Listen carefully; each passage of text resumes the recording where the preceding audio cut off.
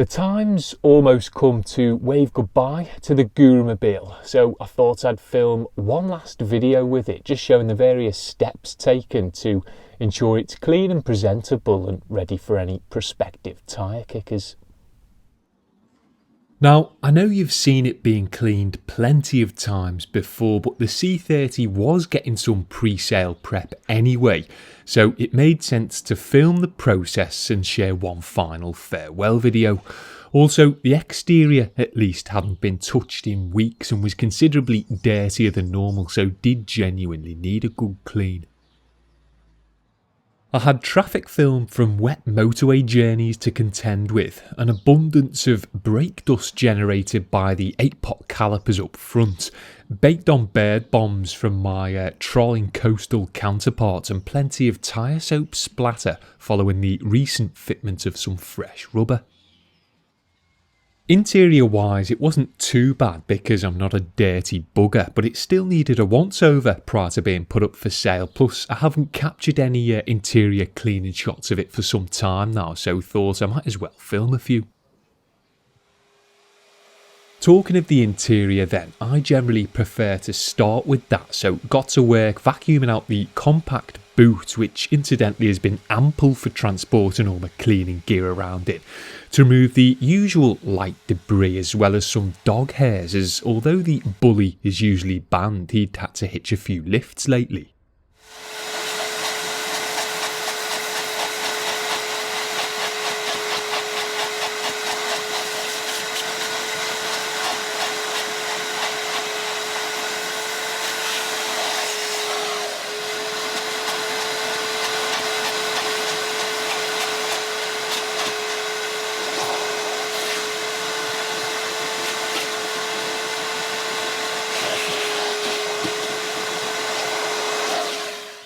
Once vacked out, including the carpet underneath, which didn't need doing but still was, the rubber liner on top was then spritzed with a water-based cleaner dressing to rejuvenate it and remove some light chemical residue that had been left behind from a seeping pressure sprayer.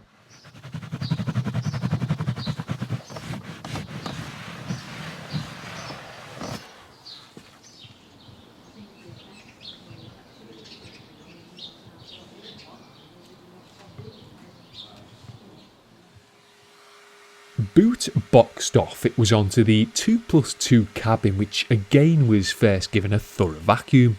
The seats, plastics and trims were sorted with a dusting tool attachment which safely dislodges and sucks up light dust and dirt, while the carpet and floor mats were worked over with a trusty Crevice tool, which I still stand by as being the most effective implement for vacuuming carpets and upholstery.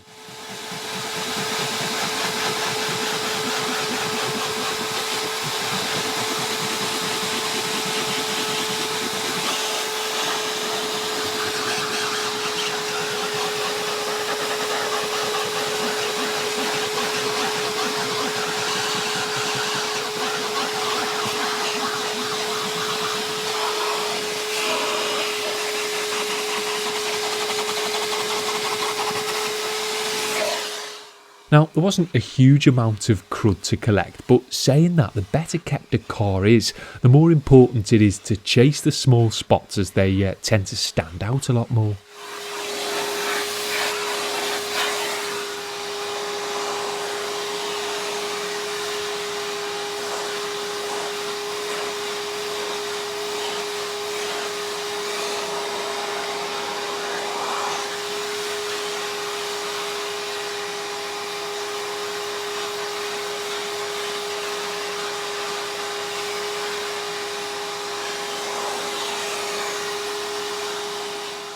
So once everywhere had been thoroughly vacuumed off, the leather portions of the R-Design seats were given a clean with some Dr. Leather wipes, which despite their potent pong I highly rate. They were unsurprisingly wiped over the surface before it was buffed with a dry towel to remove any excess residue and leave a nice factory finish. No moisturising creams, magic lotions or potions, just a vac, wet wipe, buff and jobs are good 'un.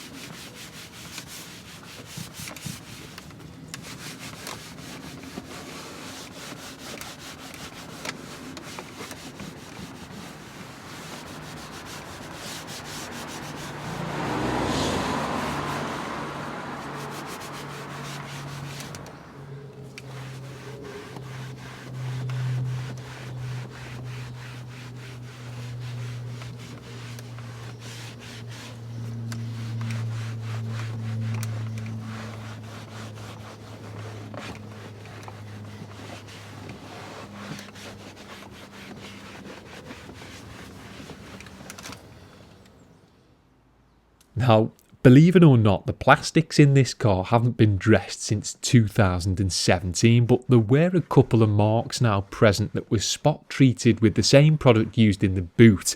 just to lift off any superficial dirt transfer while helping to disguise any unsightly scuffs that cleaning alone couldn't rectify.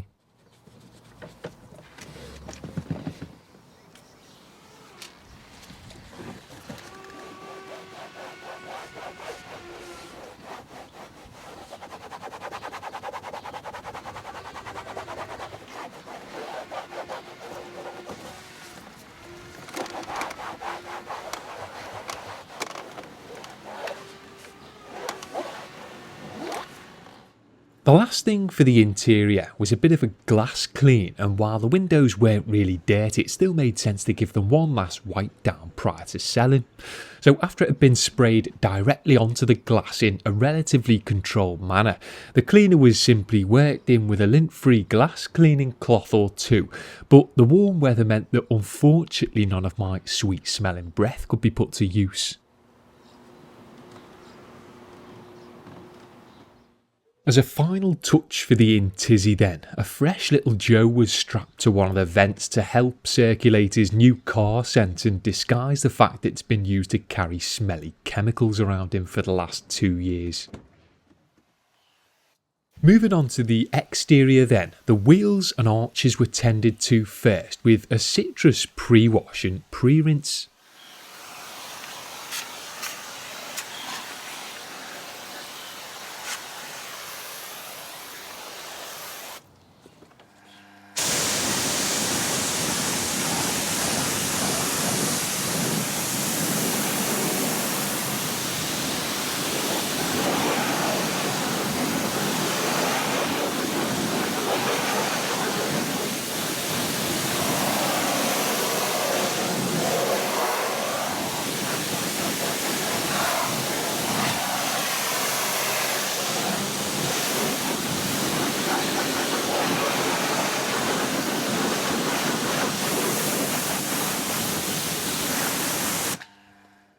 A diluted all-purpose cleaner was then applied to the wheel face, barrels, tyre walls and calipers before being worked into all of them with a few different brushes and a mitt.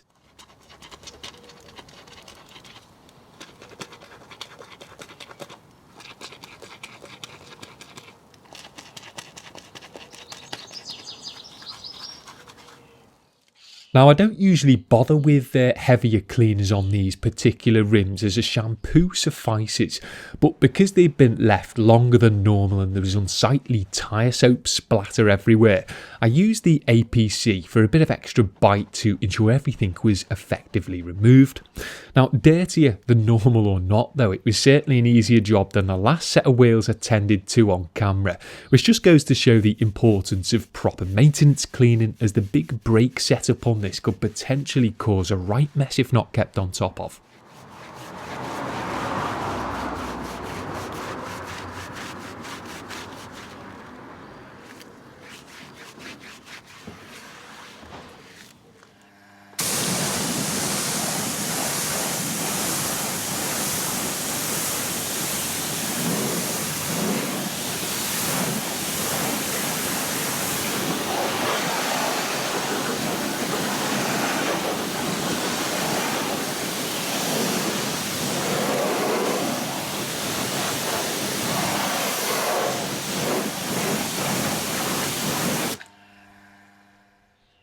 The lower sills were then also treated with the citrus pre-wash to help break down any stubborn traffic film and cut through the tyre soap splatter on the paintwork, before the whole car was snow foamed over and left to soak for a few minutes to soften up the baked on bird poo and whatever else was lurking underneath it.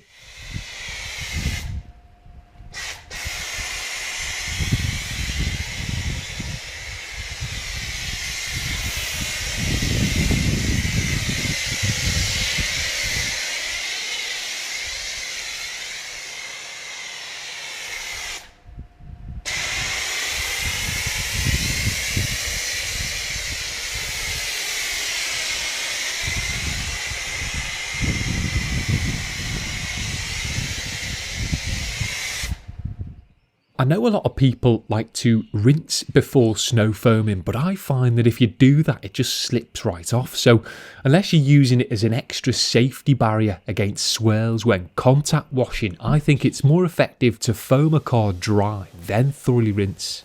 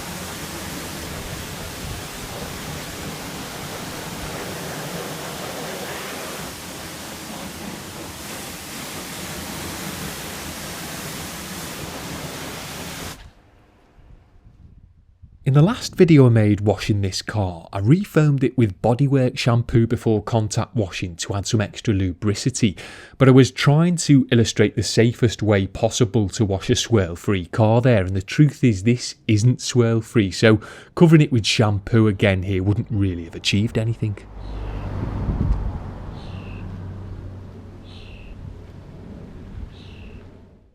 So, if at any point I look like I'm not particularly enjoying the process, it's probably because I wasn't.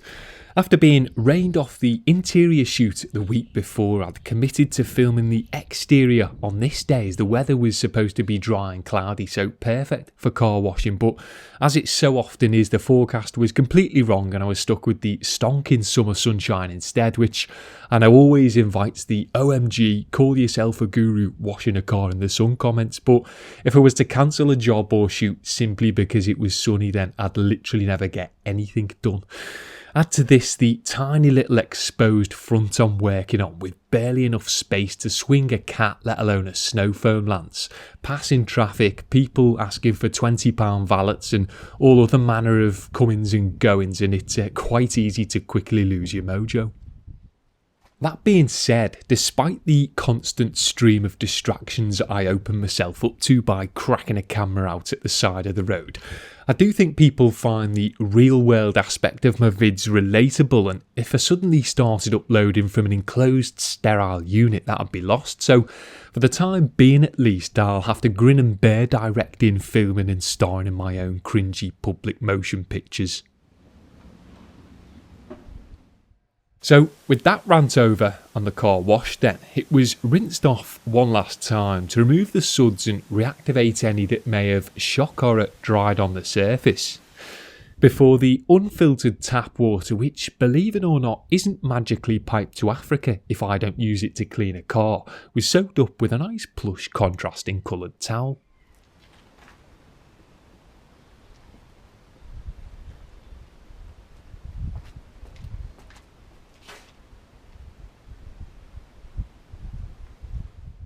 The shuts were then quickly wiped down with the same towel as they never get too dirty so wouldn't irreversibly soil it, to stop any trapped water spilling out and staining the fresh finish.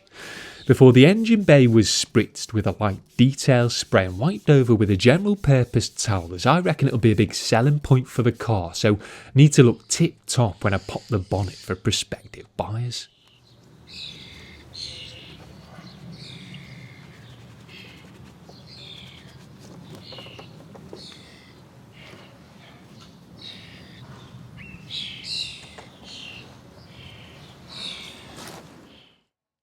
The freshly cleaned BBS wheels were then blown off with a Metro Sidekick to remove the excess juice from my open-ended nuts, as I doubt any new owner's going to want to deal with that.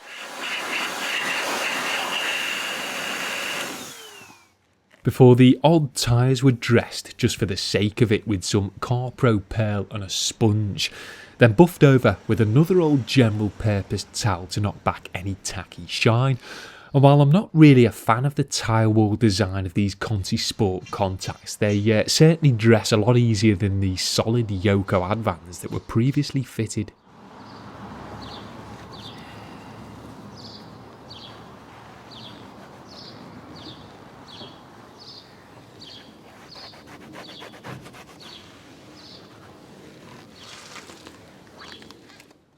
So, following the 6-stage clean filmed recently, the poo chutes were also quickly wiped over with a damp cloth to show that these parts can be brought back up to par after having some time initially spent on them.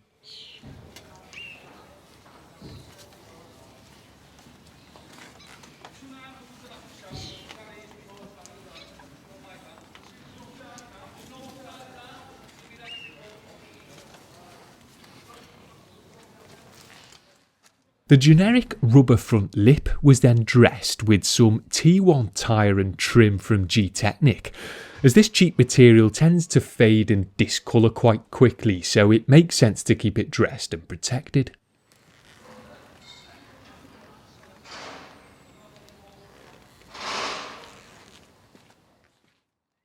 Now, while I'd usually just spritz the paintwork with a wax-based detail spray or similar at this stage, I thought I should probably go to a bit more effort if I'm planning on selling to the highest bidder. So grabbed the trusty flex to work the paintwork over with some Menzera 3-in-1. Now, I had neither the time nor inclination to perform a full correction, but it still made sense to at least machine the larger areas of the car to achieve a better quality job. One of the benefits of this product is that it can be worked for longer periods or over larger areas without worrying about it dry and even in the direct sun, so is perfect for an outdoor spruce up like this where you prefer to just go with the flow. Once each area had seen a few passes with the machine, the wax-based residue was buffed off with a plush CarPro towel to reveal a thoroughly clean, slightly less swirly and now somewhat protected finish.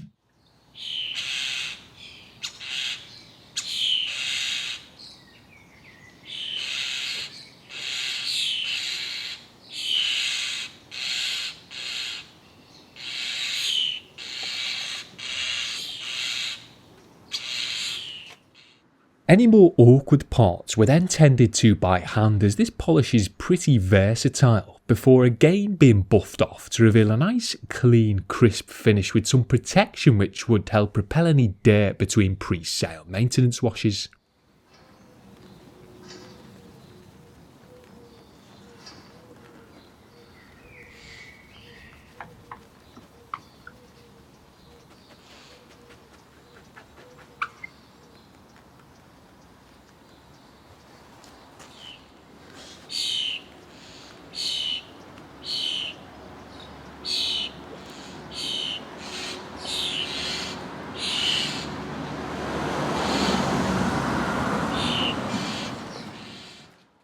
Once the paintwork had been polished, the last stage was to give the exterior of the glass a quick clean, as there's no point doing one side without the other.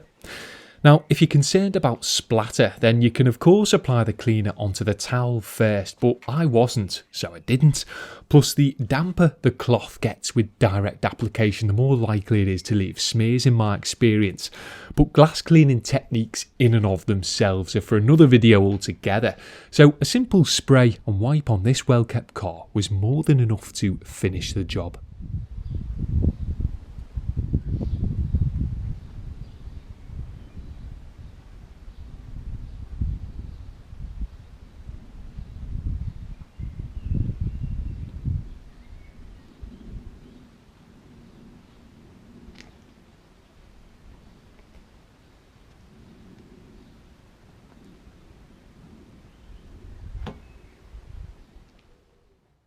So there you have it, the final, on camera at least, clean of the C30. Apart from a few small scuffs on the interior trim and some areas of wear on the seats, the inside was pretty much as good as it could be for a car of this age. Granted, it might not be the most exciting to look at, but it was at least now clean and presentable for anyone sticking their head in. Now that I actually needed the sun for some nice reflective aftershots, then it had obviously well and truly naffed off, but you could still tell that the Rebel Blue paintwork and the rest of the exterior in general was in pretty good shape. Ignoring the odd tyres, which have since been swapped to match, the wheels now look smart and fresh again, and as it always has done since being thoroughly scrubbed, upgraded and colour coded last year, the engine bay was looking cleaner than most people's interiors, and I'll certainly miss eating me dinner off it. I'd of course love the car to go to a loyal subscriber with plenty of cleaning products in the garage, but ultimately it will have to go to the highest bidder, regardless of who they are. Now, I will be using it up until the point it sells, so we'll no doubt need to clean it again once or twice, but a straightforward wash and vac should be more than enough to keep it looking sweet for the tyre kickers. So farewell from the C30 T5, cheers for tuning into its content over the past few years, and here's to something completely different.